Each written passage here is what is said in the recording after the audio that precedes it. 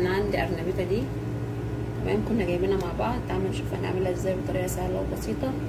هقطعها وهقول لكم هنعملها ازاي مع بعض عشان تعملوا تجربوها تعجبكم قوي. بعملها بطريقه جميله جدا. تمام، اول حاجه كده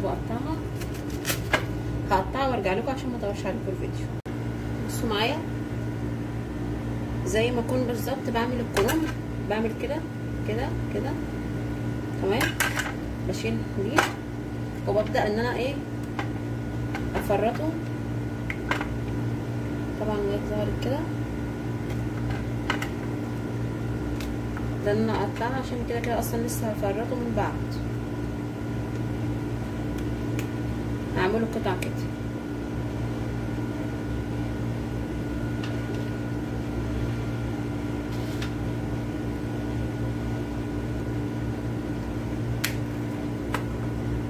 الافضل ما تكونش قطع كبيره، يعني على حسب كل واحده واللفه بتاعتها. انا هنا قطعته زي ما انتم شايفين كده. بعد كده اغسله وهسلقه في الميه. تعالوا نشوف.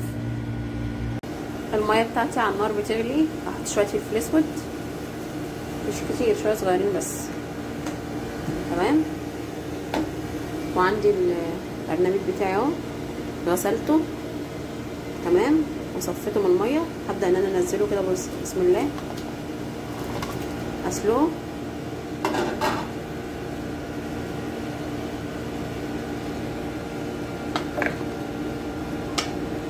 كده واغطي عليه واسيبه يتسلق. بس مش كل شويه ابص عليه عشان هو مش بياخد وقت، بيتسلق بسرعه. هخلص واشوف اوريكم هنعمل ايه تاني. بصوا معايا يا حبايبي، انا دلوقتي سلقته اهو. تمام، طبعا مش بسلقه قوي عشان لسه هيستوي كمان في الزيت، لسه هحمره في الزيت. تمام، هسيبه كده معايا على جنب. وخلي بالي عشان بيتهرى. هو تقريبا قاعد 10 دقايق في الميه. عندي كوبايه حليب. تمام، عندي بيضه. بسم الله.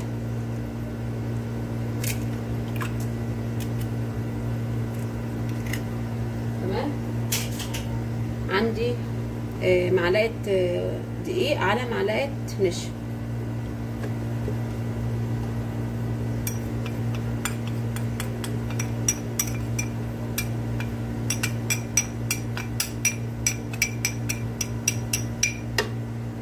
تمام، عندي بالنسبه للتوابل فلفل اسود. طبعا انا لما سلقته حطيت له شويه فلفل اسود. تمام، شويه بابريكا، انا عايزه اديله اللون الاحمر الحلو.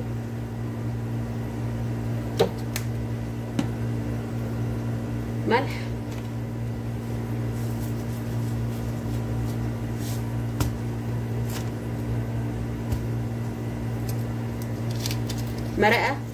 مرقه دجاج. هاخد نص بس مكعب كده عشان انا عامله كميه بسيطه عشان ما تحدقش قوي الخليط ده، لان الخليط ده فيه ملح. بصل بودر،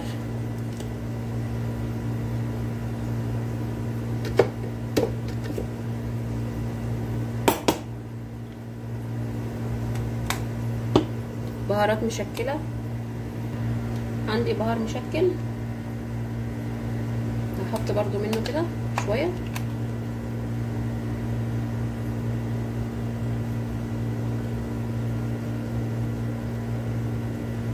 عشان لسه برضو البرطمان مفتوح.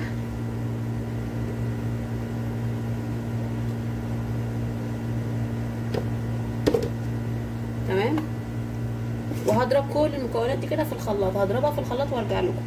بصوا معايا، انا لسه مطلعه دلوقتي، ضربته في الخلاط. تمام،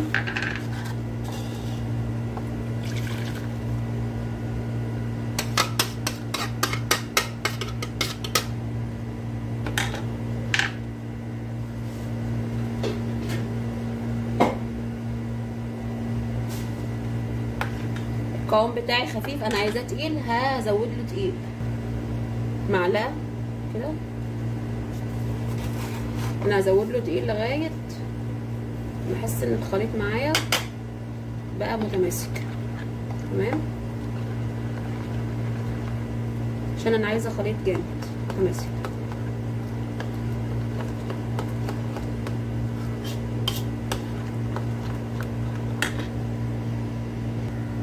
بصوا معايا، انا عملت دلوقتي كده، رجعت حطيت له 3 معالق كمان دقيق لغايه ما بقى الخليط عامل كده. تمام، بقى جامد شويه، تقيل شويه. هحط شويه صلصه عشان انا عايزه اديله اللون الاحمر الحلو. معلقه بس كده. تمام، معلقه صلصه. هقلب كده.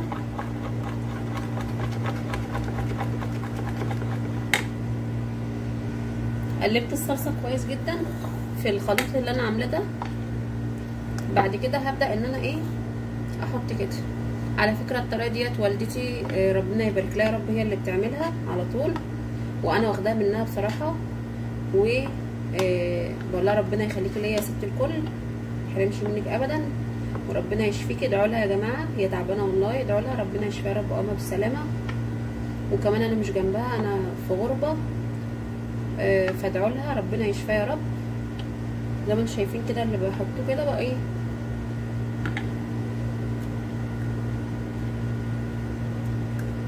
تمام. ادعوا لماما ربنا يشفيها ويبارك لي فيها يا رب. اغطس كده كله في ايه، في الخليط ده عشان يبقى كله شارب ايه التتبيله.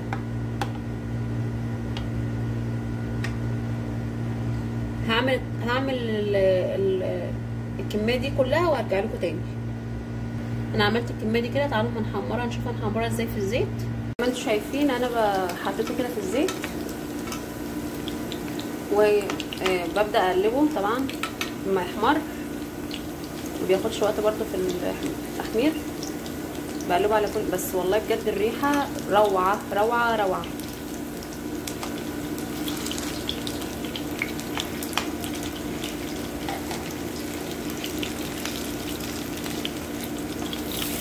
بقول لماما وحشتيني، متحرمش منك ابدا يا ست الكل، وربنا يخليكي ليا ويشفيكي.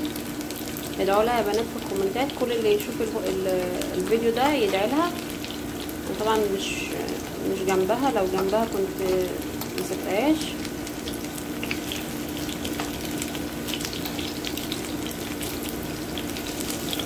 لا املك الا الدعاء، وانتوا كمان هتدعوا لها وان شاء الله هتبقى كويسه وتخف.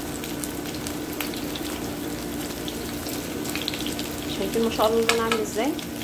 هخلص الكميه واحمرها وارجع لكم تاني اوريكم شكله عامل ازاي.